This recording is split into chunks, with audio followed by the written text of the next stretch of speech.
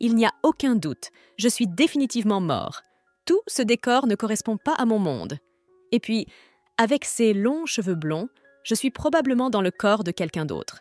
Je n'ai jamais eu de bras aussi pâles et fins qu'une poupée, se dit la jeune fille assise sur le lit. Si j'ai survécu, quand j'ouvrirai les yeux, je verrai une chambre d'hôpital.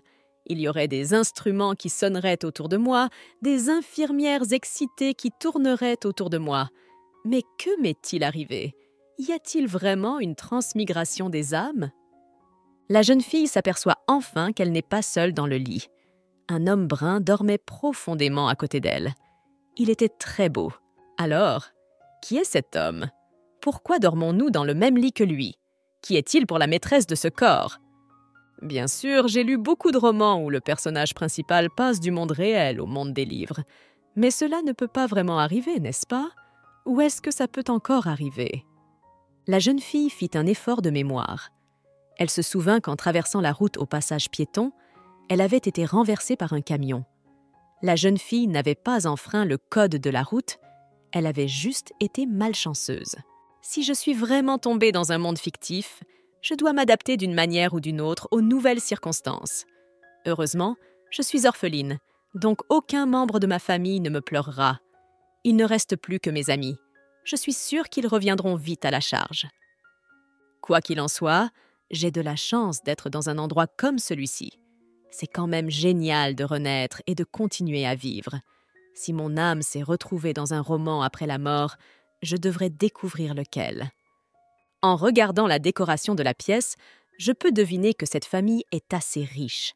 J'espère vraiment que dans cette vie, je serai vraiment riche et que je vivrai une longue vie pleine de joie.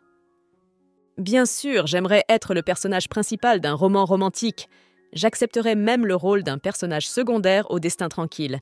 Il faut juste que je me souvienne des livres que j'ai lus ces derniers temps. Soudain, l'homme qui dormait à côté d'elle s'est réveillé et s'est levé du lit.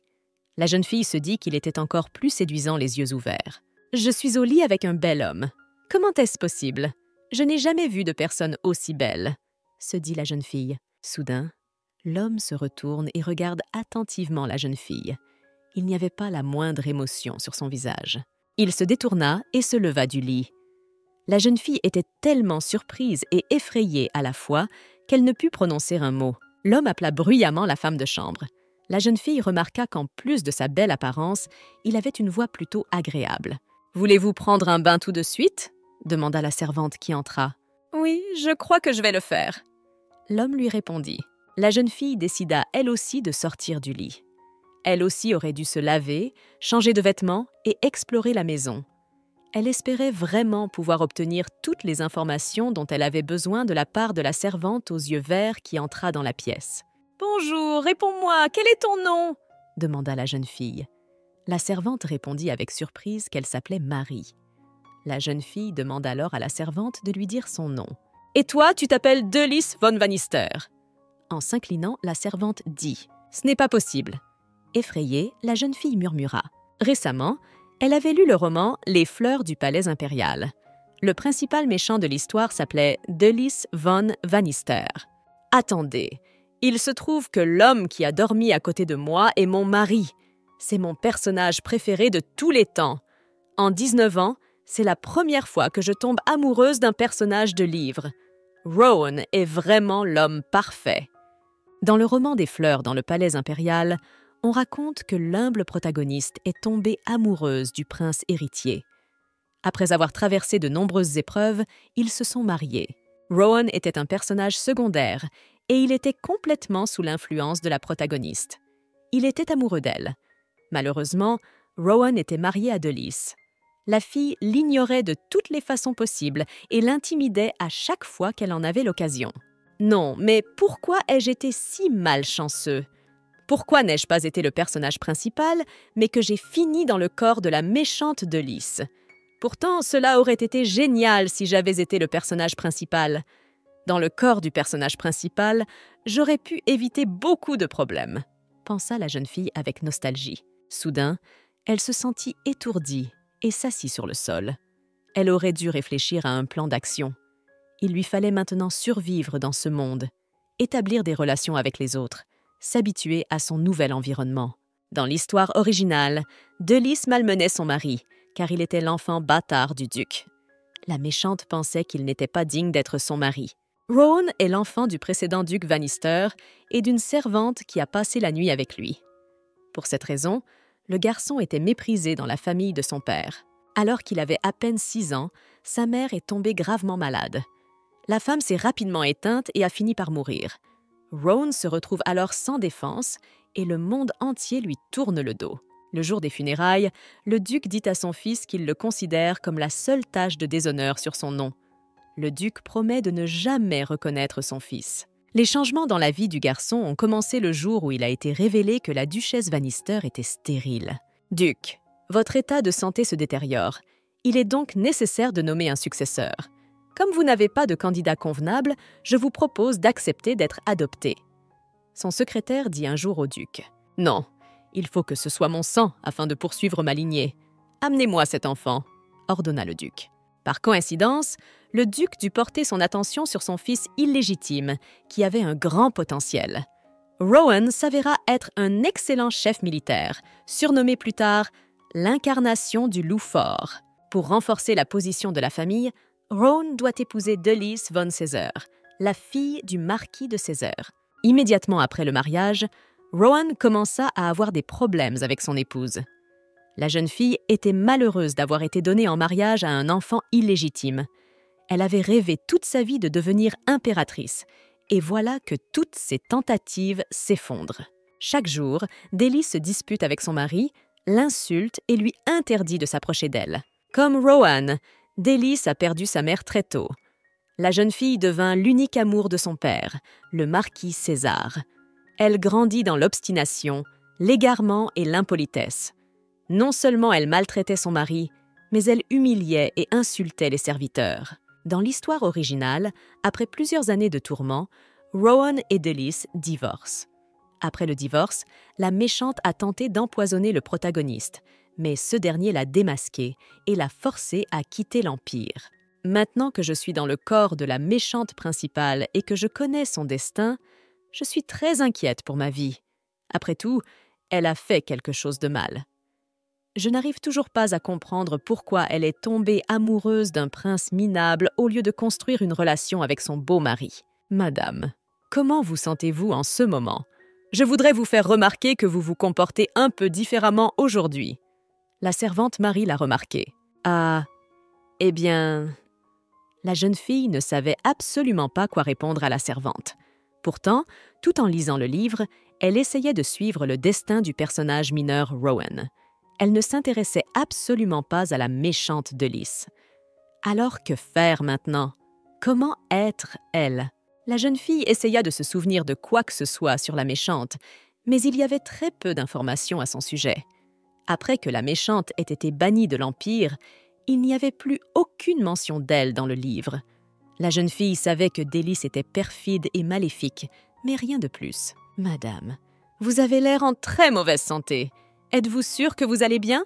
demanda Marie avec crainte. « Cessez de vous asseoir. Nous devons agir. Vous devriez commencer par faire quelque chose de simple. Bien sûr, j'ai l'impression que mes bras et mes jambes sont sur le point de lâcher, mais il faut essayer. Je n'arriverai à rien par mon silence, » se dit la jeune fille. « Marie, aide-moi! Réponds-moi! Qui suis-je? Quel est cet endroit? Pourquoi suis-je ici ?» La jeune fille regarda la servante avec des yeux pleins de tristesse. « Madame, vous ne vous souvenez de rien? Que vous est-il arrivé? Pourquoi avez-vous tout oublié du jour au lendemain ?» La servante s'exclame. « Je ne me souviens que de bribes. Je n'arrive pas à reconstituer ceux qui me passent par la tête en ce moment. » La jeune fille versa une petite larme. « Madame, attendez quelques secondes. Je vais chercher le médecin tout de suite. » La femme de chambre s'empresse de quitter la pièce. Le médecin en visite interrogea la jeune fille d'un air inquiet. Il lui demanda d'écrire quelque chose sur un morceau de papier, de lire quelques lignes. Il lui montra ensuite des objets et lui demanda de les nommer. « C'est étrange. Tu n'as pas oublié les informations sur le monde réel. Tu te souviens comment tenir un stylo et écrire, mais tu as perdu tes souvenirs de toi-même. Il est difficile de dire quand ta mémoire te reviendra. Peut-être maintenant, peut-être dans quelques années, » conclut le médecin. Je ne manquerai pas de dire au duc comment vous vous sentez. Je pense qu'il vaut la peine de vous surveiller pendant un certain temps pour en trouver la cause. Laissez-moi vous dire au revoir. Si vous vous sentez soudainement plus mal, appelez-moi immédiatement. Votre Seigneurie, vous avez l'habitude de prendre un bain immédiatement après avoir dormi. Vous devez avoir la tête qui tourne, mais peut-être devriez-vous préparer de l'eau pour le bain après tout, demanda Marie. D'accord, Marie. Je vais devoir me reposer entièrement sur toi dans un avenir proche. La jeune fille répond en souriant. Madame, vous n'avez jamais traité les domestiques avec respect auparavant. Marie murmure. Oh, je suis désolée. La jeune fille s'exclama et plaqua sa main sur sa bouche. Dans sa vie précédente, elle avait essayé d'être polie avec tout le monde, mais en ce moment, elle avait beaucoup de mal à se réadapter. Dans ce livre, je suis la méchante délice. Je dois donc me comporter en conséquence. Je dois me montrer plus dure, plus méchante. Si le caractère de la méchante change radicalement, le duc pourrait avoir des soupçons. Il ne faut pas que cela arrive, décida la jeune fille. Dès le matin et pendant plusieurs heures, la jeune fille est lavée, décorée, coiffée. Des huiles parfumées sont appliquées sur son corps. La jeune fille ne se doutait pas qu'être duchesse était si fatigant. En décidant d'arranger une mèche de cheveux de la duchesse, la servante la touche accidentellement. « J'ai touché, madame! S'il vous plaît, ayez pitié de moi !» hurla la servante en tombant à genoux. La jeune fille est légèrement surprise de son comportement. Comment l'infâme de Lys s'était-elle comportée pour que les servantes réagissent de la sorte? La servante Marie entra dans la chambre de la duchesse. « Le duc m'a demandé de vous donner quelque chose à vous dire. Il m'a dit que dès que des personnes extérieures apprendront votre perte de mémoire, des rumeurs se répandront immédiatement. Le duc m'a demandé de garder le secret. Il a également ordonné aux domestiques de se taire. « Il ne t'a rien dit d'autre ?» demande la jeune fille à la servante. Elle aurait beaucoup aimé que Rowan lui dise quelques mots agréables par l'intermédiaire de la servante. La servante Marie resta silencieuse. Est-ce qu'il n'y avait vraiment aucune relation entre eux? Je veux dire qu'il aurait pu transmettre des salutations formelles, mais d'un autre côté, je me souviens parfaitement de la façon dont de Lys se comportait avec son mari. La jeune fille réfléchit. « À la place de Rowan, j'attendrai la mort de ma femme !» Marie remarque que sa maîtresse est de mauvaise humeur. Elle lui fait signe de venir à table. En descendant dans la salle à manger, la jeune fille vit Rowan en train de prendre son petit déjeuner. Si tu regardes bien, on dirait que le Créateur a mis toute son âme dans son apparence. En le regardant, on perd le sens de la réalité. J'ai l'impression que je risque d'empirer les choses en m'asseyant à côté de lui, mais ça vaut déjà la peine d'essayer. La jeune fille se décida et s'assit en face du duc. « Le temps est parfait aujourd'hui, tu ne trouves pas ?» La jeune fille décida d'entamer une conversation décontractée. Quelque part sur le côté, un serviteur poussa un haïssement de surprise. Le duc se figea et regarda attentivement sa consort. Il étudia silencieusement la jeune fille pendant quelques secondes. Puis, sans dire un mot, il poursuivit son repas. « Il m'a seulement jeté un coup d'œil, mais m'a ignoré. Mais je ne m'éloignerai pas de lui. Je vais l'obliger à me parler. » La jeune fille se décide. « Que penses-tu de la nourriture d'aujourd'hui ?» demanda encore la jeune fille. La jeune fille voyait bien que toutes ces paroles horrifiaient les domestiques. Que se passait-il dans cette maison? Pourquoi les domestiques réagissaient-ils ainsi? Pourquoi les questions élémentaires provoquaient-elles une réaction aussi violente? Oui. Le duc répondit brièvement et s'essuya les lèvres avec une serviette. « Rowan m'a répondu! C'est génial !» s'exclama la jeune fille. Le duc se leva de table et sortit silencieusement de la salle à manger. « Marie, où se trouve le bureau du duc ?» demanda la jeune fille à la servante. Marie lui répondit que le bureau du duc se trouvait au bout du couloir dans l'aile gauche du manoir. « D'accord, j'y vais tout de suite. Il faut que je parle au duc. » Peu importe la relation entre le couple, mais tout de même, la perte de mémoire ne devrait pas être ignorée. On pourrait au moins me demander comment je me sens, se dit la jeune fille en montant les escaliers. Arrivée au bureau du duc, elle ouvrit la porte sans frapper. Dans le bureau du duc, la jeune fille tomba sur un jeune homme. Il avait les cheveux et les yeux bruns. Il s'agissait probablement de David, le fidèle assistant de Rowan. Il est mentionné à plusieurs reprises dans le roman. Je me demande s'il est au courant des pertes de mémoire de la duchesse. « Votre Seigneurie, que faites-vous ici ?» demande David d'un ton méprisant. La jeune fille comprend que la duchesse est extrêmement dégoûtée par lui. « Je voudrais voir le duc, « Puis-je entrer » demanda de Lys. « Qu'elle entre » dit le duc d'un ton mécontent. David décida de laisser le couple tranquille et quitta le bureau du duc. « Il est peu probable que vous soyez venu me voir pour rien. Il y a sans doute quelque chose qui ne va pas. Dites-moi ce que vous attendez de moi. » D'une voix sans émotion, le duc dit « On vous a raconté ce qui m'est arrivé, n'est-ce pas ?» demanda la jeune fille. Le ton froid du duc tempère un peu son ardeur. La jeune fille se sentait mal à l'aise dans le bureau du duc. Peut-être n'aurait-elle pas dû venir ici après tout? Si vous parlez de perte de mémoire, c'est un serviteur qui m'en a parlé. Mes paroles ne vous ont-elles pas été transmises? Demanda le duc. Je sais que notre relation avant la perte de mémoire était loin d'être parfaite. C'est pourquoi je suis venue ici pour vous parler. La jeune fille rassembla tout son courage en un point. Venir ici pour parler? Clarifia Rohan en s'adressant à la jeune fille.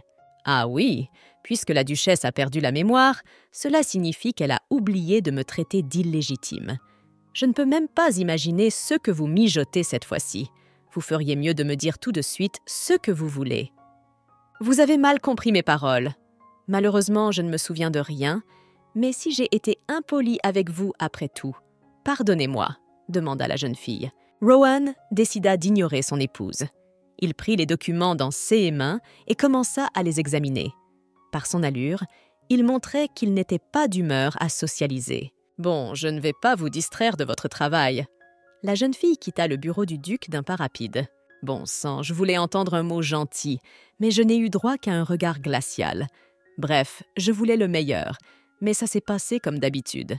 Espérons que la situation s'arrangera d'elle-même avec le temps. » Grommela la jeune fille en se dirigeant vers sa chambre. En entrant dans la chambre, la jeune fille s'est jetée sur le lit en un clin d'œil. « Il faut que je me souvienne de toute l'histoire du roman. Je dois comprendre l'époque à laquelle je me trouve. Je dois également analyser les événements ultérieurs. Je dois anticiper les problèmes et les prévenir. » Le personnage principal du livre était le prince héritier de l'Empire d'Astrid, Cameron Deban Astrid. Le personnage principal était une jeune princesse du petit royaume de Jalia. La jeune fille s'appelait Grace de Jalia. Afin d'assurer la sécurité du royaume, la princesse a été envoyée dans l'Empire. En voyant le protagoniste, la jeune fille est immédiatement tombée amoureuse de lui. Grace a aimé Rohan au premier regard. Il a même prévu de l'épouser. Mais le duc n'a pas eu de chance. Grace est tombée amoureuse du prince héritier Cameron. Alors, pourquoi je ne me souviens de rien d'autre? Comment la relation entre le duc et la princesse s'est-elle développée? N'a-t-il pas réagi d'une manière ou d'une autre au fait que sa bien-aimée soit tombée amoureuse de quelqu'un d'autre? La jeune fille marmonne avec crainte. Je me souviens que dans l'histoire originale, il y avait une guerre de conquête. Cette guerre a été menée par les royaumes adjacents à l'Empire. Le royaume de Caréline a fait un pacte avec les barbares dans l'espoir de détruire l'Empire. Finalement, le royaume de Caréline a été vaincu, et bien que la guerre se soit bien terminée, à cause de la trahison d'un allié, Rohan fut blessé et se mit à boiter sur une jambe. Sa femme Délice, en voyant cela, n'a pas montré une once de sympathie, mais s'est contentée de ricaner. Si je me souviens bien, c'est après cet événement que Rohan a demandé le divorce. Mais je ne laisserai pas cela se produire. Puisque je suis Délice maintenant, je ne laisserai pas Rohan être blessé et je ne permettrai pas le divorce. C'est le printemps, et Rohan et Délice ont divorcé au début de l'automne. J'ai le temps d'arranger les choses. Et si je me souviens bien, la guerre a commencé au début de l'été. Il ne me reste plus beaucoup de temps. Malheureusement, je ne peux pas prendre sur moi de vous dire que le royaume de Caréline est sur le point de faire une alliance avec les barbares et qu'il y a un traître parmi les alliés. Dès que j'ouvrirai la bouche, je serai immédiatement interrogée pour savoir d'où je tiens une telle information. Personne ne vérifiera que je l'ai lu dans un roman. La femme de chambre de Marie entre dans la pièce. Elle explique à la duchesse le programme de la journée de demain. Demain, c'est le banquet d'anniversaire de son Altesse la princesse. Si vous vous souvenez bien, cela fait plusieurs jours que vous vous préparez pour ce banquet. La servante lui répond. Si le banquet est organisé en l'honneur de l'anniversaire de la princesse, le prince héritier sera certainement présent. L'esprit de Délice s'emballe. J'ai entendu dire que la princesse du royaume de Jalia participerait à ce banquet. C'est la première fois qu'elle visite notre empire, dit Marie. Il se trouve que c'est à ce banquet que le protagoniste et l'héroïne se rencontreront pour la première fois. Il faut que je profite de cette situation, décide Delice. D'ailleurs, vous n'irez pas seul au banquet, votre mari sera avec vous. Le duc ne peut pas manquer le banquet à l'occasion de l'anniversaire de la royauté. Marie avertit la jeune fille. Il se trouve que Rowan verra le personnage principal à ce banquet. Pour l'instant, il n'est pas encore amoureux de la princesse. J'ai donc une chance d'influencer les sentiments du duc. Une fois qu'il sera amoureux de la princesse, je ne pourrai plus rien changer. Delice se dit alors. Lors de ce banquet, je devrais empêcher la princesse et le duc de se fréquenter. Je devrais aussi lui expliquer que je ne m'intéresse pas au prince héritier. Rowan et Delice montèrent dans le carrosse en silence. Pendant tout le trajet, la jeune fille eut l'impression que ce silence l'étouffait. En regardant le duc, la jeune fille a toujours admiré sa beauté. Elle souhaitait vraiment que leur relation devienne au moins amicale. Deli décida de rompre le silence. « Vous ne pouvez pas vous taire. Il faut parler au duc, essayer de le mettre à l'aise. » Elle devait aussi discuter avec lui de la guerre imminente. « Rowan, assistez-vous souvent à des banquets comme celui-ci ? Avez-vous remarqué qu'il fait très beau aujourd'hui ? Je ne me lasse pas de cette belle brise. D'ailleurs, la voiture est plutôt confortable, tu ne trouves pas ? » ?»« Oui, vous avez raison. » Le duc répondit brièvement. Son regard est glacial. Bien sûr, en ce moment, il est un peu verbeux et agit comme une véritable glacière, mais il reste très cool. Je sais à quel point il peut être gentil et courageux. Tout ce que j'ai à faire, c'est de le faire parler, se dit Delice. Arrivé au palais impérial, le duc quitta précipitamment le carrosse. « Rowan, je ne pourrai pas descendre tout seul avec ces chaussures. C'est trop haut ici. Pourriez-vous me donner un coup de main ?» La jeune fille demanda, mais le duc ne lui jeta qu'un regard en coin. « D'accord, je descendrai toute seule. » Delice grommela. Elle se rendait bien compte qu'elle provoquait des émotions négatives chez le duc, mais elle ne pouvait pas faire autrement pour le faire parler. Delice tenta de descendre seule les marches du carrosse, mais son pied glissa soudain et la jeune fille s'envola vers le bas. Heureusement, le duc réussit à récupérer sa femme. Tout à coup, Delice se retrouve dans les bras du duc. La jeune fille ressent une joie indescriptible. Elle ne pouvait même pas rêver qu'elle se retrouverait un jour dans les bras de son personnage préféré. « Rowan, tu m'as sauvée après tout. » Une voix calme traversa l'esprit de Delice. « Tu n'as pas à me remercier. » Le duc répondit d'un ton froid. « Vous m'avez quand même rattrapée, vous ne m'avez pas laissé tomber. »« Je vous en remercie, » dit la jeune fille. Lorsque Delice entra dans le palais de l'empereur, elle fut stupéfaite par sa grandeur. Elle n'avait jamais vu de salle aussi grande et ornée. Dans l'histoire originale, l'empereur avait une femme et une concubine. Il s'est marié 2 fois.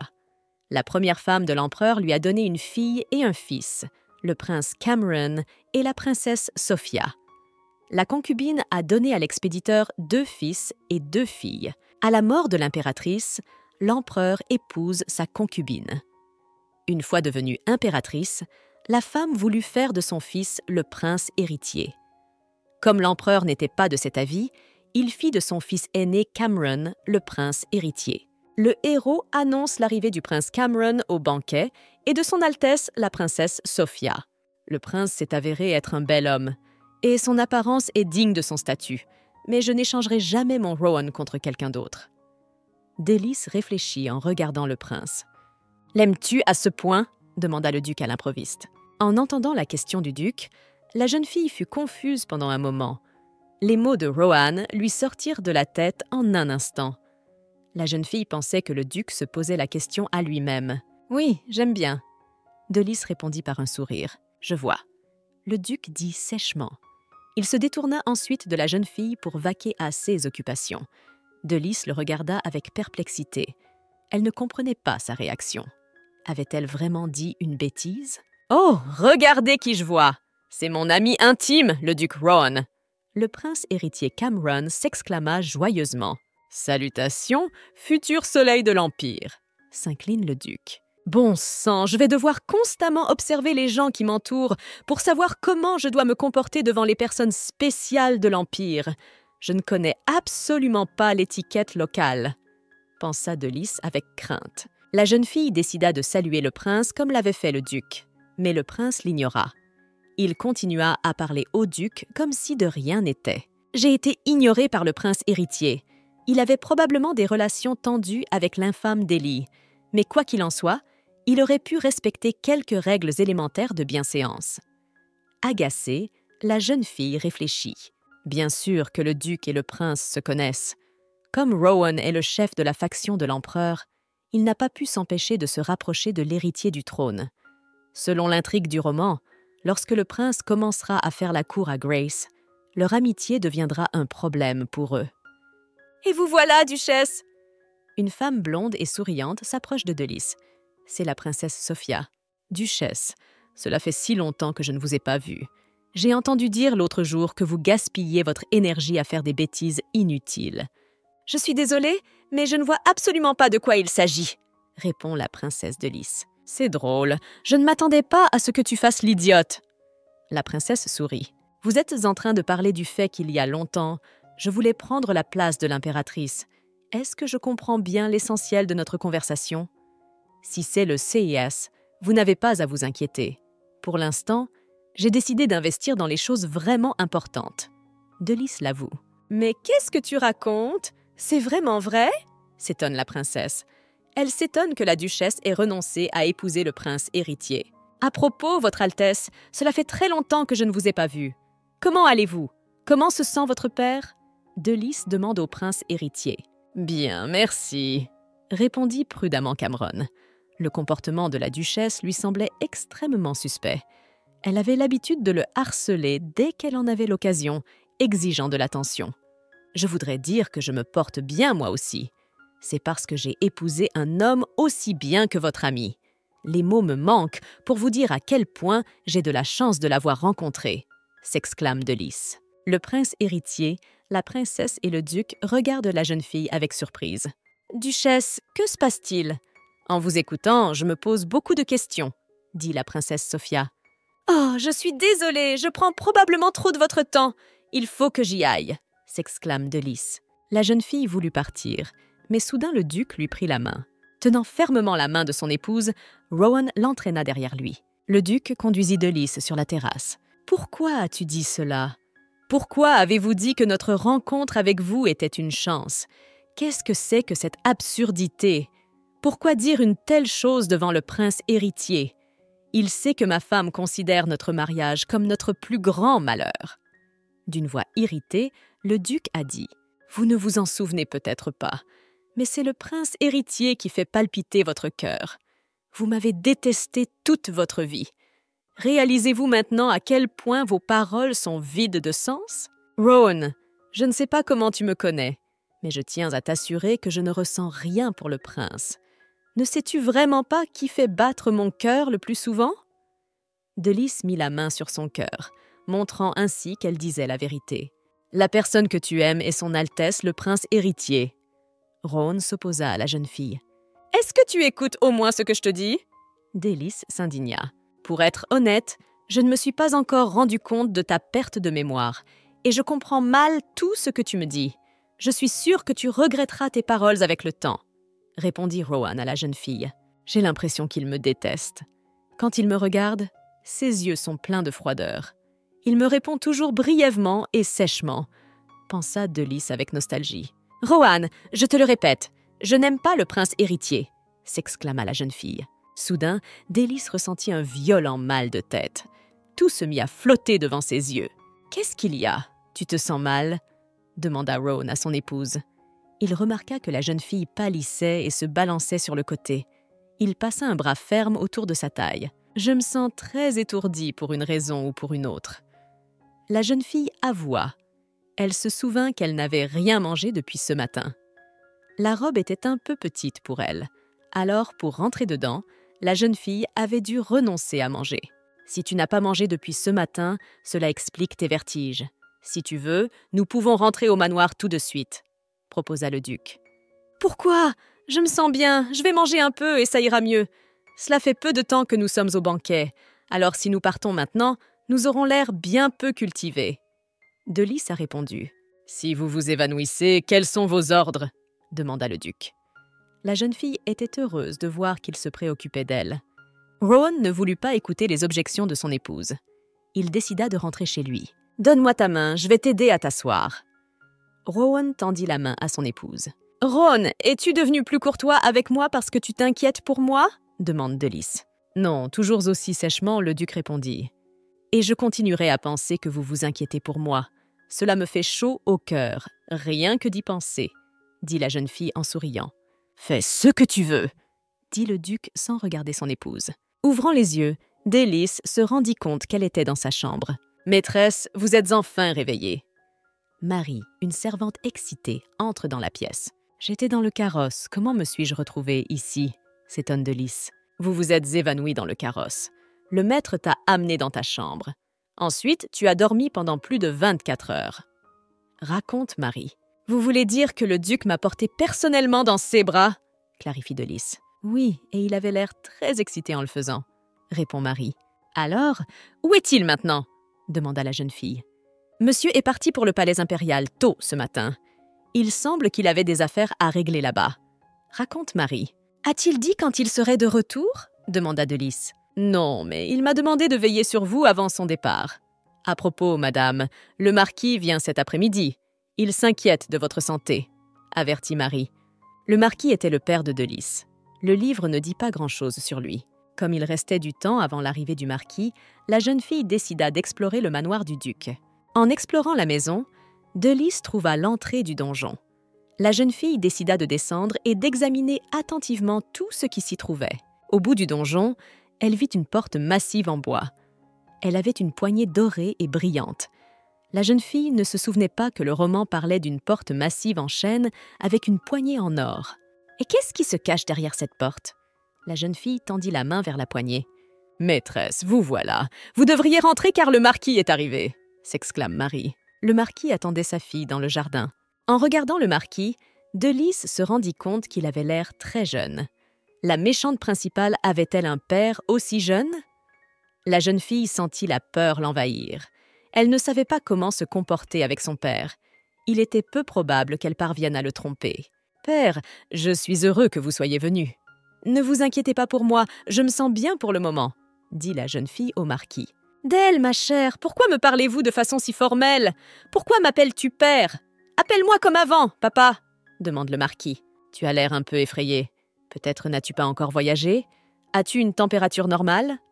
Le marquis porte la main au front de sa fille. « D'elle, si tu te sens encore mal, je peux faire venir notre médecin de famille. »« Je n'ai rien de grave.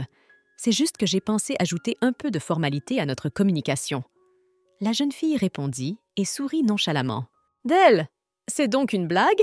Je ne m'attendais pas à ce que vous fassiez preuve d'autant d'humour, » dit le marquis en riant joyeusement. « Dites-moi comment les choses se passent dans votre maison, » demanda le marquis. Il était évident qu'il s'inquiétait de la vie de famille de sa fille. « Je me porte bien pour le moment. Rowan me traite bien, » répondit Delice. « Je suis heureux que les choses s'arrangent pour toi. Je me souviens que tu as toujours voulu être impératrice, » rappela le marquis. « J'ai décidé de renoncer. Cela aurait été assez problématique à réaliser. Et puis j'aime tellement mon mari Rowan que j'ai déjà oublié le statut d'impératrice, » dit Delice. « Hein, c'est bien ça ? Je suppose que c'est pour cela qu'il m'a envoyé une lettre dès que tu es tombée malade. J'ai été surpris lorsque je l'ai reçue, mais je suis heureux que tout aille bien pour l'instant. » En riant, le marquis dit « Et qu'est-ce que le duc a écrit dans la lettre ?»« Et qu'est-ce que le duc a écrit dans sa lettre ?» demanda Delice. À l'improviste, la servante qui préparait le thé renversa une tasse de thé chaud sur Delice. « Aïe, c'est chaud !» s'écrie Delice. « Delice, tu vas bien ? Fais-moi voir ta main !» s'exclame le marquis en tendant la main à sa fille. « Je vais bien, j'ai eu plus de peur que de mal, » dit la fille. « Je m'excuse, maîtresse. C'était un accident.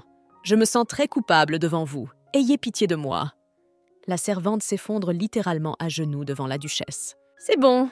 Relevez-vous vite. Allez me chercher une serviette humide et froide pour que je la mette sur la brûlure, » demanda Delice. « D'accord, je vous l'apporte tout de suite. » En baissant les yeux vers le sol, la femme de chambre dit « Delice, tu as beaucoup changé. J'ai l'impression que c'est une personne complètement différente qui se tient devant moi. Je savais que ce que l'on disait de ton terrible caractère n'était qu'une rumeur, » s'exclame le marquis. « J'avais peur que tu ne saches pas montrer des sentiments comme l'amour et la compassion. Maintenant, je te regarde et je suis fière de toi. Malheureusement, ton frère et ta sœur sont un peu différents. C'est apparemment pour cela que vous ne vous entendez pas. » Le marquis sortit un mouchoir et essuya les larmes de ses yeux. En raccompagnant son père, la jeune fille aperçoit la calèche du duc qui s'approche de la maison. « Si j'avais su que Rohan reviendrait si tôt, je me serais certainement habillée, » se dit Delice. « Rohan, bonjour !»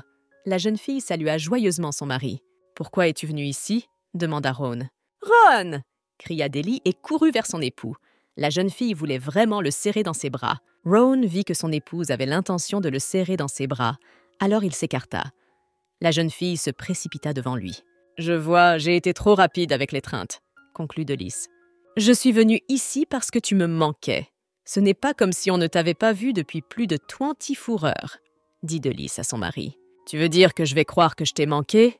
clarifie le duc. « Mais c'est la vérité, je suis très contente de te voir, » s'exclame la jeune fille. « Oui ?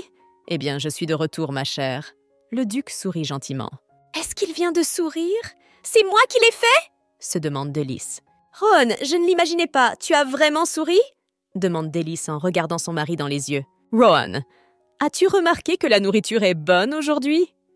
Delice décida de parler pendant le dîner pour ne pas avoir à rester assise dans un silence complet. « J'ai entendu dire que la servante vous avait accidentellement arrosé de thé chaud, mais vous l'avez épargné. » Le duc dit d'une voix sèche et sans émotion. « Oui, c'est bien ce qui s'est passé. Et pourquoi exécuter la servante? Elle n'a rien fait de criminel, n'est-ce pas ?»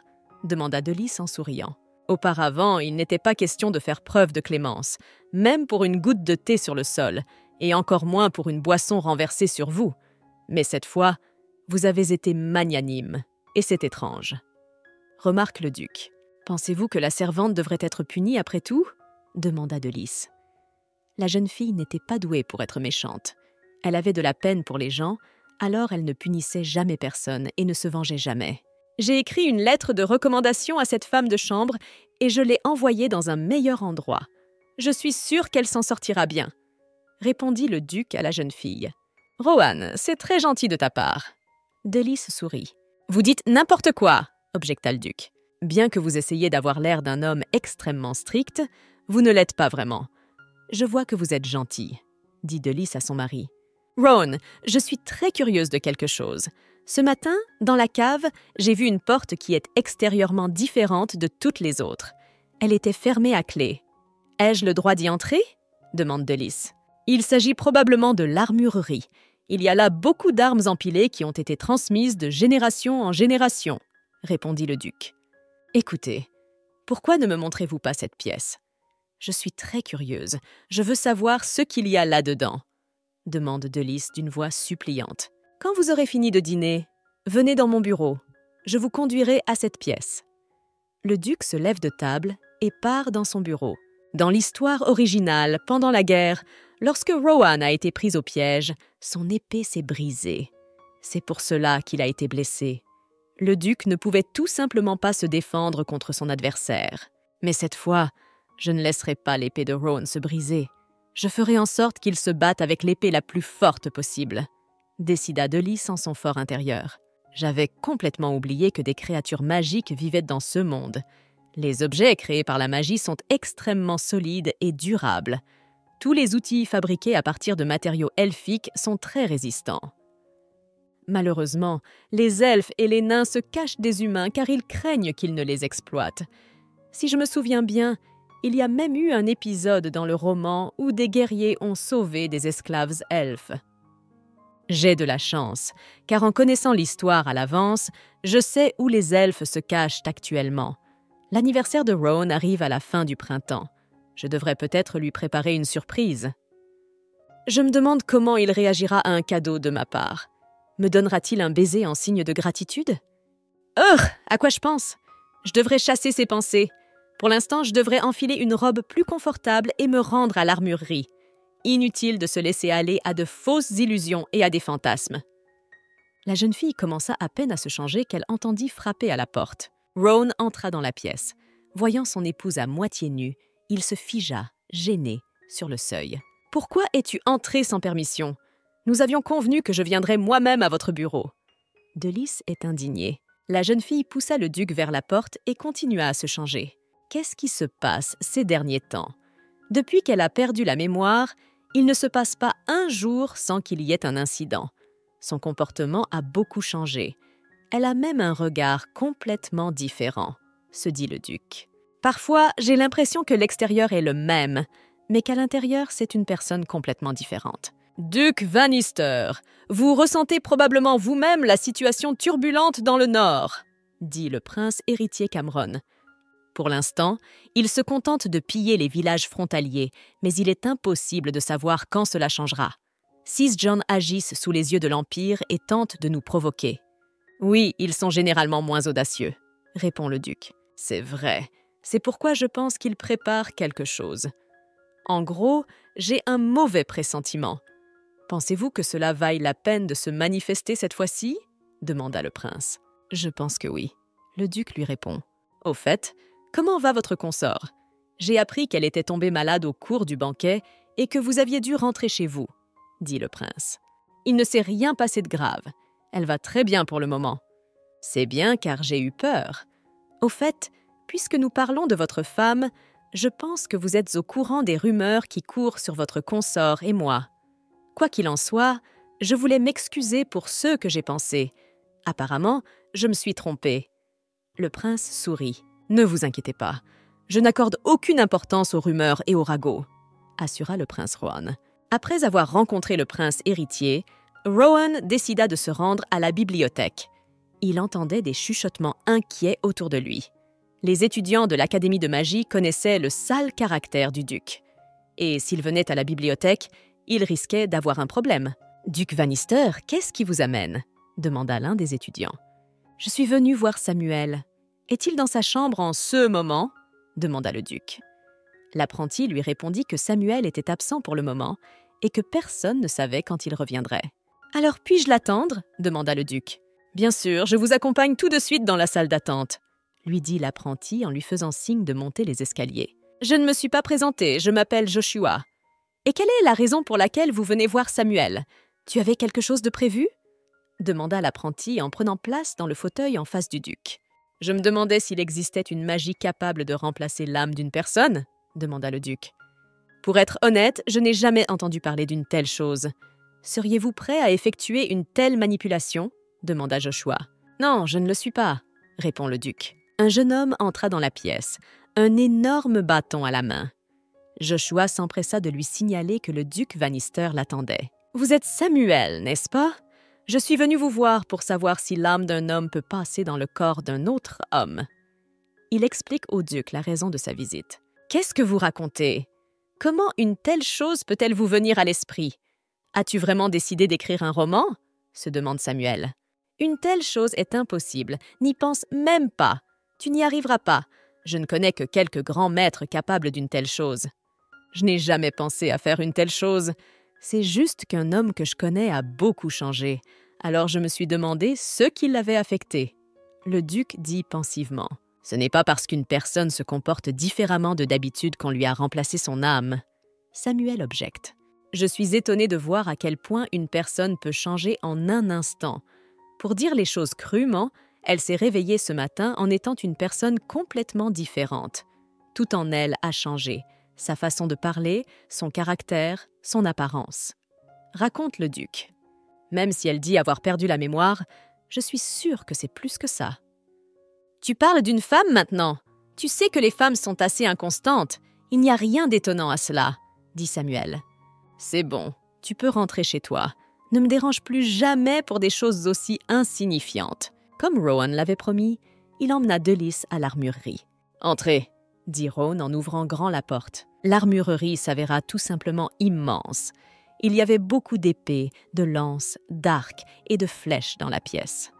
Des armures de chevaliers étaient disséminées un peu partout. « Si quelque chose vous plaît ici, vous pouvez l'emporter », suggéra le duc à sa consort. « La seule chose à faire, c'est d'être extrêmement prudent dans cette pièce pour ne pas te blesser. » Rohan retira son épée préférée du mur et la tendit à Delice.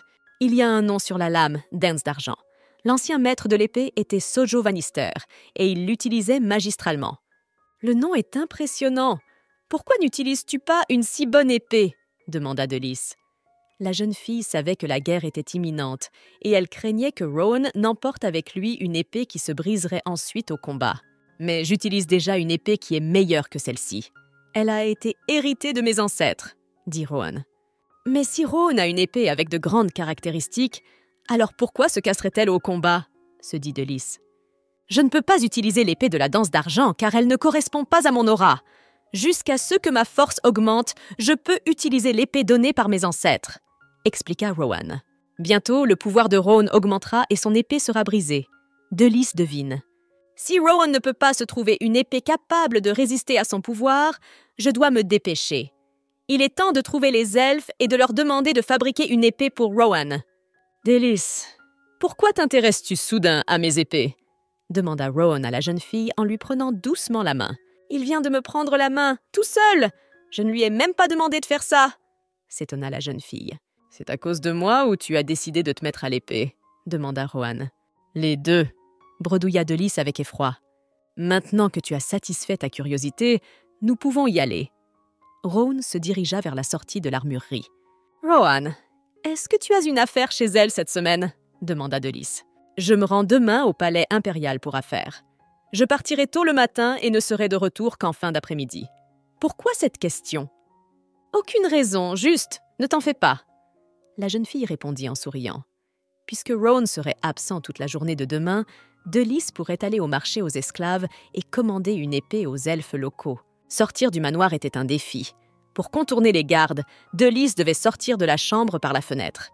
Et pour que les domestiques ne paniquent pas, la jeune fille a laissé une lettre sur la table. Delys a également emporté un artefact protecteur. Il la protégerait des accidents. D'après le roman, la jeune fille savait que les esclaves étaient achetés par des hommes riches, ayant de l'argent et un certain statut.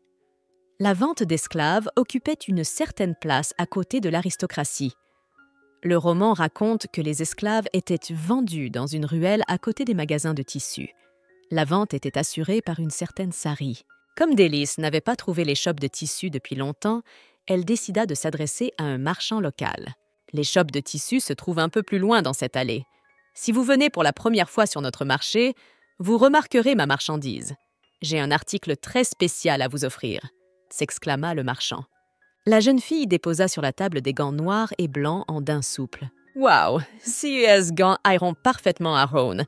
On dirait qu'ils ont été faits pour lui. » Delys s'émerveille. « Je prends ces gants. » Soudain, un homme apparut à côté du comptoir. Il avait des yeux violets et des cheveux argentés. L'homme saisit les gants sur le comptoir et les lui tendit. « Il y a longtemps que je n'ai pas trouvé quelque chose qui me plaise. Peut-être choisirez-vous quelque chose d'autre pour vous ?» demande l'homme à Delys. « Je suis désolée, mais je les aime beaucoup aussi. C'est la première fois que je viens ici. Tu veux bien te joindre à moi ?» dit la jeune fille en souriant. « Et si je vous cède, que me donnerez-vous en échange ?»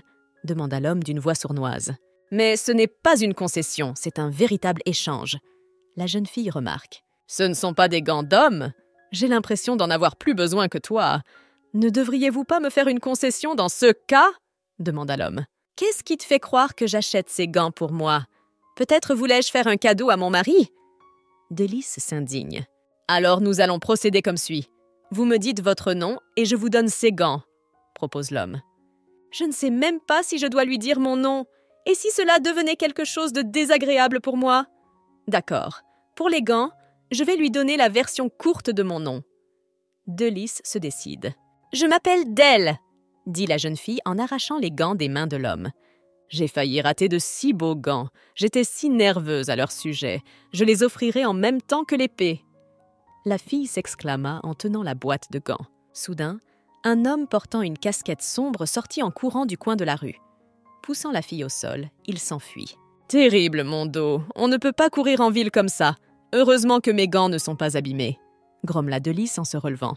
Un peu plus tard, la jeune fille trouva enfin la porte qu'elle voulait. Elle frappa prudemment. D'après le roman, Delys savait qu'il y avait une série de mots de passe pour cet endroit. « Qui ?» demanda l'homme derrière la porte d'une voix forte. « Je suis venu ici pour les grenouilles, » dit Delys d'une voix forte. La porte s'ouvrit lentement et un homme au visage couvert de cicatrices apparut derrière. « Qu'est-ce que tu veux ?» demanda l'homme. « Je suis venu ici parce que j'ai besoin des elfes, » expliqua Delys. « Les informations les concernant sont top secrètes, et si vous voulez savoir ne serait-ce que quelque chose à leur sujet, vous devrez me suivre, » dit l'homme. En entrant dans la pièce, La jeune fille fut stupéfaite par le luxe qui y régnait. De l'extérieur, ce bâtiment n'avait rien de présentable. « Veuillez vous asseoir ici. » Un homme au visage marqué de cicatrices lui indique une chaise rembourrée. « Bonjour. » Soudain, un homme blond aux yeux bleus apparut à côté de la jeune fille. Effrayée, Delys poussa un cri involontaire. « Mon Dieu, je suis désolée si je t'ai fait peur. Je ne l'ai pas fait exprès. On m'a dit que vous vous intéressiez aux elfes. Pourquoi les voulez-vous » L'homme blond prit place en face de Delys. La jeune fille réfléchit un instant. Elle aurait dû trouver une excuse plausible. « Je ne sais pas d'où vous tenez cette information, mais je vous dirai que j'ai un elfe. Je tiens à vous avertir qu'il est encore sauvage et qu'il n'a pas été dressé. Seriez-vous d'accord pour le fréquenter ?» demanda l'homme blond. « Non, je n'aurai pas peur, et je vous donnerai autant d'argent que vous le souhaitez. Je vous en supplie, montrez-moi l'elfe, » demanda Delys. « En parlant d'argent, je vous préviens qu'un elfe coûtera 300 pièces d'or, » dit l'homme blond à la jeune fille. Bien sûr, la somme de 300 pièces d'or semblait assez importante pour Delys, mais il n'y avait pas d'autre choix. Il fallait qu'elle rencontre l'elfe. La jeune fille décida de vendre tous les bijoux qu'elle possédait jusqu'à présent. « Je me contenterai de cette somme !» s'exclama Delys. Le blond battit joyeusement des mains. « Je vous ai déjà dit que je m'occupais de dompter les elfes, alors préparez-vous à ce que ce ne soit pas très beau !» avertit le blond. Finalement, un elfe fut amené devant la jeune fille. Il ressemblait à un petit homme trapu. Il avait une barbe rousse et des yeux tristes. Le visage de l'elfe était couvert d'ecchymoses. Comment cet homme blond et souriant peut-il être aussi cruel? La jeune fille sentit un pincement dans sa poitrine. « Alors, où est mon argent ?» demanda le blond. Delys glissa la main dans sa poche de poitrine, mais n'y trouva pas la pochette d'argent. « J'ai perdu tout mon argent et mes bijoux. Qui a pu les voler? Est-ce que c'est le vendeur du marché? Ou ce jeune homme à la casquette sombre qui m'a bousculé dans la ruelle? Il m'a poussé exprès pour me voler. » Delys devine. « Je crois que j'ai perdu tout mon argent. » La jeune fille avoue. « Vous n'avez pas d'argent sur vous ?» précise le blond. « En allant chez toi, j'ai croisé un type dans une ruelle. C'est probablement lui qui a volé mon argent. Si ça ne vous dérange pas, je pourrais m'arrêter à la maison et prendre la somme dont j'ai besoin avec moi. » Delys essaie de se montrer aimable et décontracté. « Tu veux dire qu'on peut te faire confiance? Ce n'est pas comme si vous étiez venu avec une escorte ou dans un carrosse. Qui êtes-vous d'ailleurs? Qui vous a parlé de cet endroit ?» Un homme au visage couvert de cicatrices interrogea la jeune fille. « Pourquoi es-tu silencieuse et ne réponds-tu rien?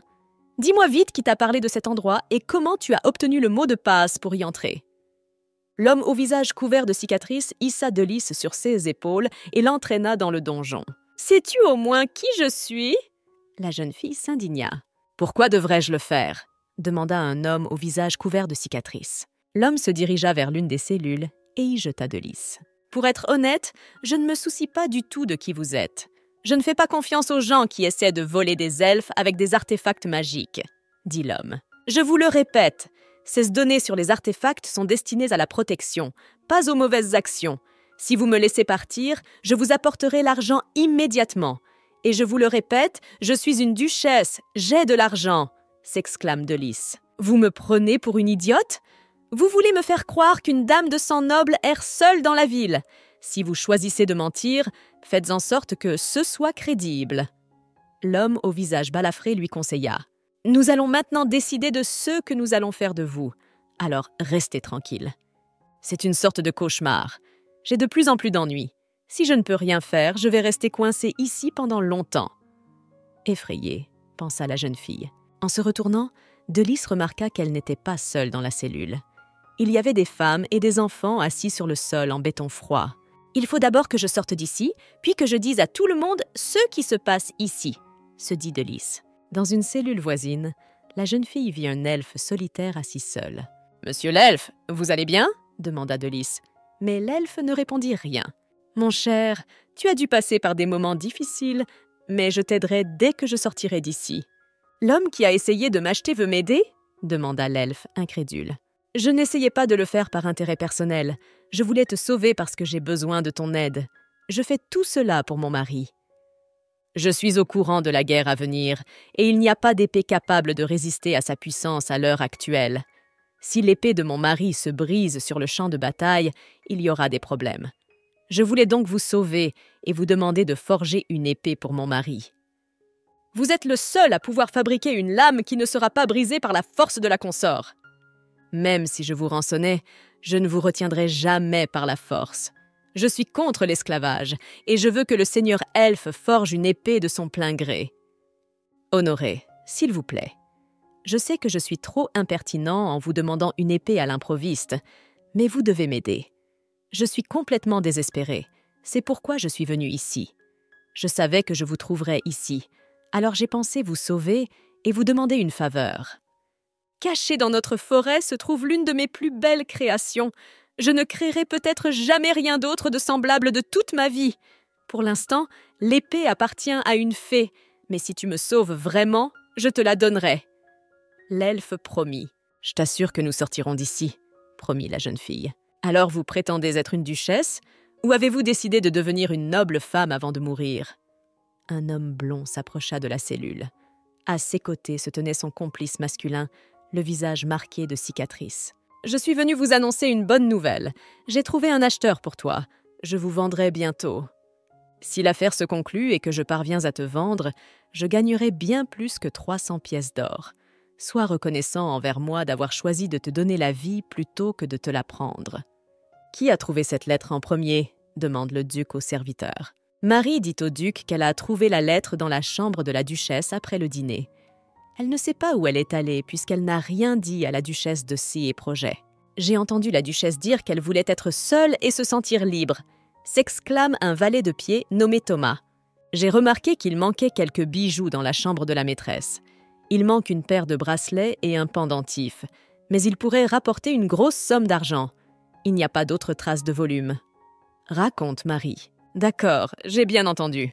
Vous pouvez quitter mon bureau, » dit le duc en se serrant la tête de désespoir. « Ne trouvez-vous pas tout cela bien étrange ? La maîtresse a enfin disparu et le duc en est bouleversé. J'ai toujours pensé qu'il la détestait, » dit Marie à son amie Beverly. Mais depuis qu'elle a perdu la mémoire, les choses ont changé. Elle est devenue gentille non seulement avec nous, mais aussi avec son mari. Je suis sûre que le duc a changé d'attitude à son égard. Beverly répond. Le duc relut la lettre. Delis a écrit qu'elle serait de retour pour le dîner et lui a demandé de ne pas la chercher. La jeune fille voulait être seule. Delis chercha fébrilement des possibilités d'évasion. « Il y a des soldats à l'étage. J'entends un bruit métallique. Au fait, ils cherchent une femme aux longs cheveux blonds, » dit l'elfe à la jeune fille. « Duchesse, est-ce que c'est vous qu'ils recherchent? Est-ce que ce sont les soldats qui sont venus vous chercher? Mais si je commence à crier maintenant, ils ne m'entendront pas de toute façon. Seuls les elfes ont une ouïe surhumaine, » dit Delis d'une voix triste. Un homme blond arriva en courant dans le donjon. « Tu as vraiment des cheveux couleur paille et des yeux d'ambre. Je n'aurais jamais cru que vous étiez vraiment une duchesse, » s'exclama le blond en regardant Delis. « Les gars, comment avez-vous pu kidnapper une duchesse? Vous êtes toujours en train de causer des problèmes !» s'exclama un homme qui se tenait non loin de là. Il avait les cheveux courts et une blessure sur la joue. Comment aurais-je pu deviner qu'il s'agissait d'une duchesse? Elle n'avait ni garde ni argent avec elle. Bien sûr, j'ai pensé qu'elle n'était qu'une fille ordinaire qui voulait voler un elfe. Le blond s'indigna. Je ne sais pas moi-même quoi faire d'elle maintenant. Il est peu probable qu'elle se tienne tranquille si nous la laissons partir. Il est dangereux de la laisser partir. Nous avons franchi le point de non-retour. Donnez-moi un grand sac et une corde. Nous la jetterons dehors. Personne ne saura que c'est nous qui l'avons enlevée. « Attends, qu'est-ce que tu veux dire par « la jeter dans un sac » ? Tu sais qui je suis vraiment ? Tu crois vraiment que tu vas t'en tirer comme ça ? » Delis, effrayé, s'est écrié. « Écoutez, vous êtes trop bruyante !» L'homme à la joue entaillée frappe Delis à la tête.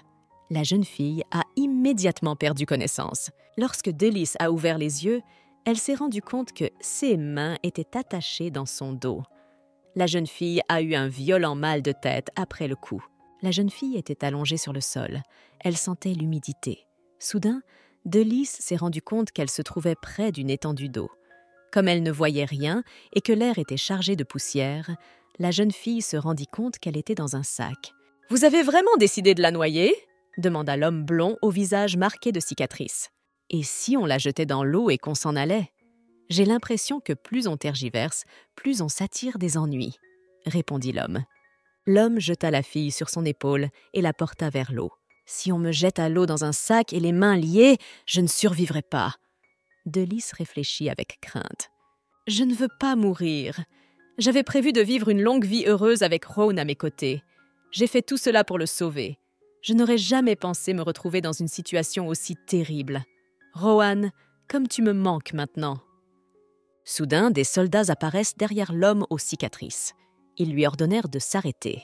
Rowan est apparu devant l'homme et l'a fait tomber à terre. Rowan réussit à ramasser le sac qui tombait par terre. Le duc détacha le sac et en libéra de Lys. « Rowan, tu es venu pour moi après tout. » La jeune fille chuchota. « Dis-moi, comment as-tu atterri ici? As-tu seulement pensé au danger qu'il y avait pour toi à l'extérieur? Tu n'as jamais quitté ma maison auparavant. Allais-tu t'enfuir et devenir une esclave? Que se serait-il passé si j'étais arrivée un peu plus tard? Rowan, dis-moi, je ne suis pas en train de rêver, n'est-ce pas? Tu m'as vraiment sauvée? » Lys étudia attentivement le visage du duc.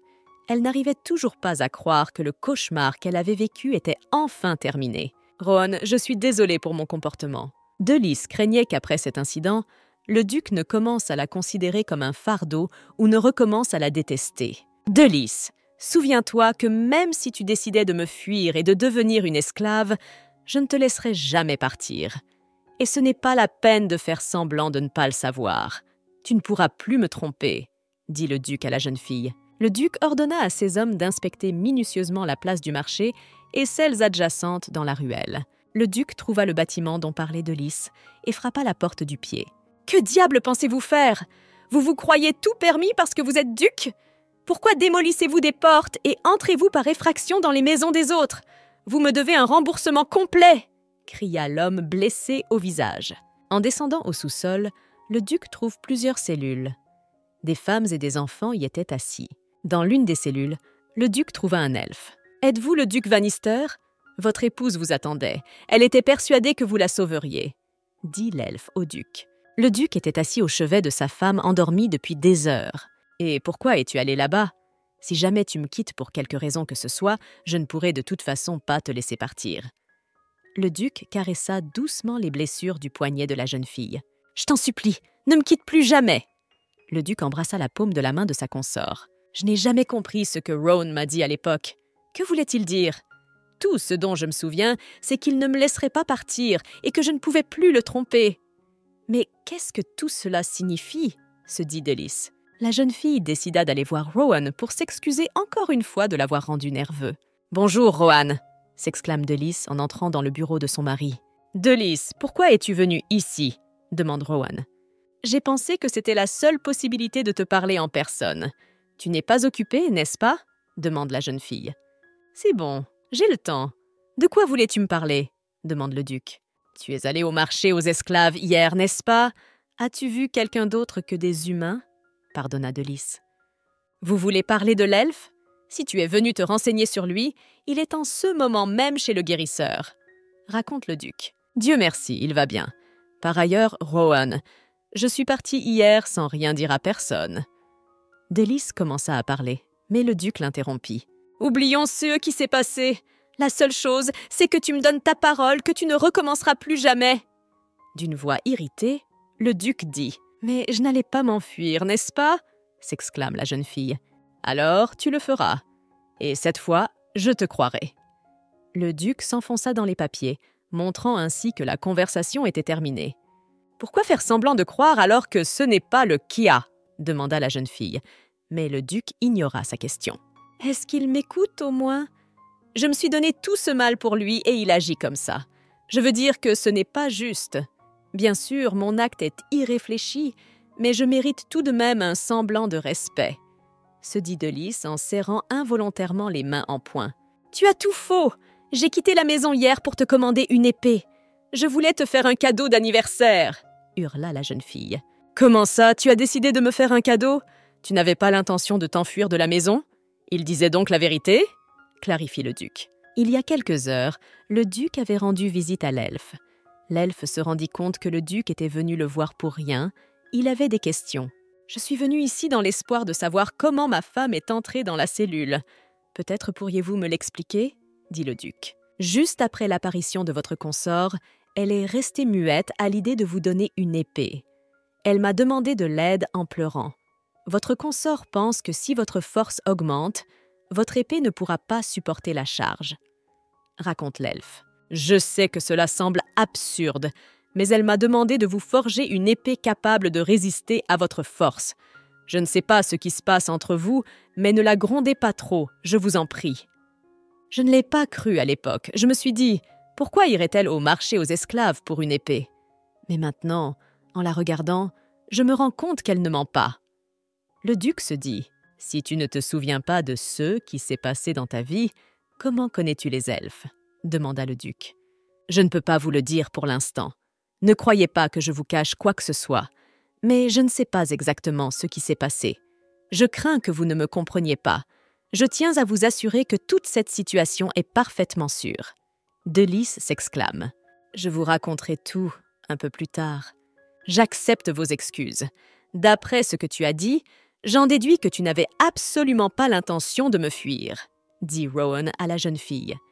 Délys remarqua que les mains du duc tremblaient. La jeune fille décida que c'était à cause de sa colère débordante. « Rowan, qu'est-ce qui te prend? Es-tu en colère contre moi? Tu es tellement en colère que tes mains se mettent à trembler? Que dois-je faire ?» demanda la jeune fille avec crainte. « Non, je ne suis pas du tout en colère contre toi, » répondit Rowan en souriant gentiment à son épouse. « Quoi qu'il en soit, j'ai déjà dit que je croirais tout ce que dirait ma femme. Regarde ça, il a les oreilles rouges de gêne. Il est si mignon après tout. Il m'a suffi de le regarder pour que tous mes soucis s'envolent. » pense de Lys en regardant le visage de son conjoint. « Eh bien, si c'est le cas, alors dépêche-toi de te lever !» De Lys tire son conjoint par le bras. « Pourquoi ?» Le duc est surpris. « Comment ça, pourquoi ? Tu n'as toujours pas reçu ton cadeau, n'est-ce pas ? Allons vite demander à l'elfe où il a caché sa merveilleuse épée. J'ai fait beaucoup d'efforts, il ne faut pas que mon cadeau se perde. » De Lys répondit. « Tu n'as peut-être pas demandé de cadeau de ma part, mais je veux quand même te faire plaisir. Je veux prendre soin de toi. »« Bien, » dit le duc en prenant la main de son épouse. « Je vous remercie de vous préoccuper de moi. D'après vos visages, vous avez bien fini, » remarqua l'elfe. « De quoi parle-t-il encore » demanda de Lys à voix basse. « Rien de tout cela, peu importe. » Toujours à voix basse, le duc lui répondit. « Quoi qu'il en soit, si vous êtes venu, c'est sans doute à cause de ma promesse. Et puisque tu es là, je vais te donner l'épée que tu voulais. Les elfes tiennent toujours leur parole. »« Merci beaucoup !» s'exclama joyeusement de Lys. « Mais tu ne pourras pas nous montrer cet endroit en personne, car il t'est difficile de te déplacer. Ton corps n'est pas encore rétabli, » dit le duc. « Vous avez raison, nous allons devoir attendre un peu. Allons-y quand je serai rétabli, ou bien tu peux y aller toi-même et récupérer ton épée, » suggéra l'elfe. Délys regarda son mari. Son aura s'arrêtait de plus en plus chaque jour. Il n'était donc pas nécessaire d'attendre. « Repose-toi, Elfsan, je prendrai l'épée moi-même. » Délys dit d'un ton confiant. « Dans ce cas, tu dois aller dans la forêt et trouver le lion. Une fois que tu l'auras trouvé, dis-lui que tu es venu chercher l'épée. La lame est maintenant entre les mains des fées des ténèbres. Tu ne pourras l'obtenir qu'auprès d'elles, » dit l'elfe. L'elfe arracha une mèche de cheveux de sa tête et la tendit à la jeune fille. « S'ils ne me croient pas, même après avoir entendu mon nom, montre-leur mes cheveux. » La forêt n'est pas connue de beaucoup de gens. Il est donc difficile de s'y rendre. Mais ne t'inquiète pas, je vais te dessiner une carte. « De Lys, ce n'est pas un long chemin. Il est donc très dangereux pour toi d'y aller seule, » dit le duc à la jeune fille. « Ne t'inquiète pas, cette fois-ci, j'irai avec les chevaliers, » assura la consort d'Élys. Elle prit la carte dessinée des mains de l'elfe. « Non, nous irons ensemble. » D'un ton ferme qui ne tolérait pas les objections, le duc dit « Mais vous avez beaucoup de travail à faire. Je ne pense pas que nous puissions le faire en un jour. » La jeune fille objecta. « Il faut bien se donner des vacances de temps en temps. Je le prendrai comme un petit congé, » répondit le duc. « Mon Dieu, Rowan et moi allons faire un petit voyage ensemble. Rien que d'y penser, mon cœur s'emballe. J'ai envie de l'embrasser sur les 2 joues, mais il y a un elfe dans les parages, alors je dois garder mon sang-froid. » Délys est très enthousiaste. « J'ai des affaires importantes à régler aujourd'hui, alors je propose que nous partions demain matin à la 1re heure. »« Madame, c'est vrai ce qu'on dit que vous partez demain ?» demande Marie. « Oui, je vais faire un petit voyage avec le duc. Vous n'avez pas à vous inquiéter pour moi, je serai en sécurité cette fois-ci, répond de Lys. C'est vrai, maîtresse, j'avais complètement oublié. 6 gants étaient dans votre cape quand vous êtes revenu. Je n'ai pas pensé qu'il valait la peine d'être jeté. Marie sort une boîte de gants de sa poche. Marie, peux-tu me rappeler quelle est la date d'aujourd'hui? Demande la jeune fille. Aujourd'hui, c'est le 6e jour. Marie répond. Terrible! J'ai complètement perdu la notion du temps. Dans 12 heures, ce sera l'anniversaire du duc. Qu'est-ce que je vais lui offrir? S'exclame de Lys en se serrant la tête. Marie, je veux te demander de l'aide. Il faut que tu m'aides à faire quelque chose. Madame, le duc arrive. Thomas l'avertit. C'est bien. Tout le monde est prêt? Demanda de Lys au domestique. Lorsque Rowan entra dans la maison, il fut accueilli par sa femme toute joyeuse. Dans ses mains, la jeune fille tenait un gâteau décoré de baies et de bougies. « Qu'est-ce que c'est » se demanda Rowan. « Il est midi, c'est le 7 du mois. Cela signifie que c'est ton anniversaire. Fais un vœu et souffle les bougies. Dépêche-toi, sinon elles vont s'éteindre, » demanda de Lys. Rowan se pencha sur le gâteau et souffla les bougies. « Et j'ai aussi quelque chose pour toi. Je voulais l'offrir avec l'épée, mais comme ce n'est pas possible, je vais te le donner maintenant. Ce n'est pas une arme, certes, mais cela vous sera utile. » De Lys tendit une boîte de gants à son conjoint. Rowan serra les gants contre sa poitrine. Il ne s'attendait pas à ce que son épouse se souvienne de son anniversaire et lui offre même un cadeau. Le jour du départ était arrivé. De Lys prit la carte et se dirigea vers la calèche. « Si nous évitons les imprévus, nous atteindrons la forêt dans quelques jours, » dit Rowan à son épouse. « Le voyage sera long, mais c'est mieux ainsi. Nous pourrons être seuls avec Rowan plus longtemps. J'ai une chance de me rapprocher de lui à nouveau, » se dit la jeune fille. « Rowan, tu ne voulais pas passer ton anniversaire d'une manière spéciale? Ne réponds pas tout de suite, réfléchis d'abord. »« Non, je ne veux rien de spécial. » Après avoir réfléchi, le duc répondit. « Nous restons dans une auberge ce soir, n'est-ce pas? Peut-être pourrions-nous visiter les environs en même temps ?» propose de Lys. La jeune fille avait vraiment envie de sortir avec le duc. Elle ne s'était jamais promenée dans la ville avec lui. « Pourquoi pas ?» répond le duc. « Non loin d'ici se trouve le village de Pargor. Si vous le souhaitez, nous pouvons nous y arrêter. Si je me souviens bien, il y a un festival en ce moment. Ce festival s'appelle Sankaria. Il a lieu chaque année le premier week-end de mai.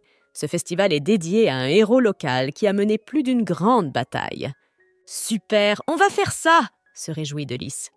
Le duc ordonna au cocher de les emmener sur la place principale du village.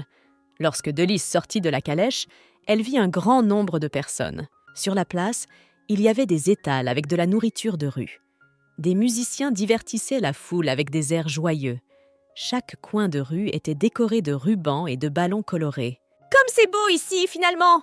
Rowan, remarque comme ces gens sont heureux !» s'exclama de Lys. « Rowan, dépêchons-nous de découvrir tout ce qu'il y a ici. C'est une journée magnifique. Il faut qu'on s'amuse avec toi. Allez, on se dépêche, je m'impatiente. » De Lys saisit la main de Duke et l'entraîna avec elle. De Lys s'était fixé pour objectif de goûter à tous les plats de rue proposés par les vendeurs locaux. Elle avait déjà oublié la dernière fois qu'elle avait mangé dans la rue des brioches, des pommes de terre au four, des brochettes de toutes sortes. « Rowan, allons nous chercher des masques. Ils en vendent à l'étal là-bas. Sais-tu que le guerrier de Sankaria avait un masque de fer pendant la bataille? Essaie-en un, s'il te plaît. Je suis sûre que le masque te conviendra, » demande de Lys. « D'accord, je vais essayer le masque. » Le duc prit un masque noir sur le comptoir et le mit sur son visage. J'ai dû mourir à nouveau et aller au paradis. Cet homme, même avec le masque, est incomparable. Comment peut-on être aussi beau? De Lys s'émerveille. « Rowan, ce masque te va à ravir, il te va bien !» De Lys ne put résister au compliment. « Ton masque te va très bien aussi. »« Compliment pour compliment, » répondit le duc. Soudain, un cri de joie retentit sur la place. « Pourquoi les gens se pressent-ils ici? Je me demande ce qui s'y passe ?» demanda de Lys. La jeune fille décida de s'enfoncer dans la foule pour voir de ses propres yeux ce qui se passait. Il s'avéra qu'un combat de rue se déroulait au centre de la place. En ce moment, 2 guerriers se battaient. L'un d'eux tenait une épée dans ses mains et l'autre une hache. Soudain, au cours du combat, l'homme à l'épée blessa son adversaire au point de saigner. L'homme blessé laissa tomber la hache de ses mains. Chouvi! Le public hurle de joie. Il s'avère que les duels font également partie du festival. Je ne m'attendais pas à un combat brutal pendant le festival. On dirait que l'homme à la hache souffre beaucoup. D'ailleurs, le type à l'épée a l'air très fort. D'une voix triste, Delis dit « Mais je suis plus fort que lui », dit Rohan en enlevant son manteau. « Rowan, non, tu vas vraiment te battre avec lui? Je veux dire, c'est dangereux. Tu n'as pas pensé au fait qu'il pourrait te blesser ou te mutiler ?» Délicie s'exclame avec effroi. « Chérie, tu crois vraiment qu'il pourrait me faire du mal ?» demande le duc. La jeune fille lui assura qu'elle croyait en son pouvoir, mais que le jeu n'en valait pas la chandelle. « Delis, si cet homme me blesse ne serait-ce qu'un peu, il ne vivra plus jamais dans ce monde. Bien sûr, je ne doute pas de ses capacités, mais je suis quand même un peu inquiète pour lui. Et si quelque chose tourne mal? Terrible, il sort déjà son épée. Il ne plaisante certainement pas, il va se battre. » pensa Delis avec effroi. Je n'aurais jamais cru que cette situation puisse mettre Rowan dans tous ses états. Si j'avais su que cela allait arriver, je ne serais jamais venue ici. L'épée à main nue, Rowan monta sur le ring. « Je m'appelle Rohan. » Le duc se présente. « Chouvi. » Un homme aux cheveux blonds se présenta. Il se montrait très sûr de lui. « Je me demande si Rohan sortira vainqueur de cette affaire. Il a peut-être eu tort de s'impliquer dans cette affaire. J'aurais probablement dû l'en dissuader. » se dit Delis en regardant l'action depuis le premier rang. L'arbitre annonça le début du combat. Chouvi dégaina immédiatement son épée et se mit en position de combat. Il fut le premier à frapper. Delis se raidit et se couvrit le visage. Elle ne voulait pas que Rowan soit blessé. Il y eut un cliquetis de métal et une exclamation de surprise de la part du public. Delis regarda avec appréhension autour du ring. Ce qu'elle vit lui plut. Rowan a désarmé son adversaire d'un seul coup d'épée. Comprenant ce qui se passe, le public hurle de joie. Le peuple avait désormais un nouveau héros, l'homme au masque noir. « Rowan! Rowan est le vainqueur !» cria la foule. Je ne comprends toujours pas ce qui s'est passé. Chouvi regarde ses mains avec surprise. Bien sûr, je savais qu'il était fort, mais à ce point, je n'arrive pas à y croire. Le regard de Rowan est si envoûtant que je suis submergée par l'émotion. Delis ne pouvait s'empêcher d'admirer son époux. Cet homme est comme Sankaria en chair et en os. Appelons-le Rohan Karja. Les gens sur la place discutaient entre eux. Delis était très heureuse que son mari ait gagné et gagné le respect du public. « Rohan, c'était un combat impressionnant. Tu as dépassé toutes mes espérances. » Delis s'exclama joyeusement. « Je t'avais dit que j'étais plus forte que cet homme. » D'une voix calme, son époux répond à la jeune fille. Delis a surpris une conversation entre deux femmes. Elles discutaient du prochain feu d'artifice. « Rohan, on dirait qu'il y aura un feu d'artifice aujourd'hui. Allons-y aussi, voyons-le, » demande Delis. « D'accord, nous irons, » promit le duc. « Nous devrions encore avoir le temps de réserver une chambre. Il y a beaucoup de monde dans ce village aujourd'hui, et s'il n'y a pas assez de chambres pour tout le monde ?» se demande Delis. « Rohan, est-ce que toi et moi nous dormirons dans la même chambre ou dans des chambres séparées ?» demanda la jeune fille. « Dans des chambres différentes, » répondit le duc. La réponse de l'époux ne satisfait pas Delis.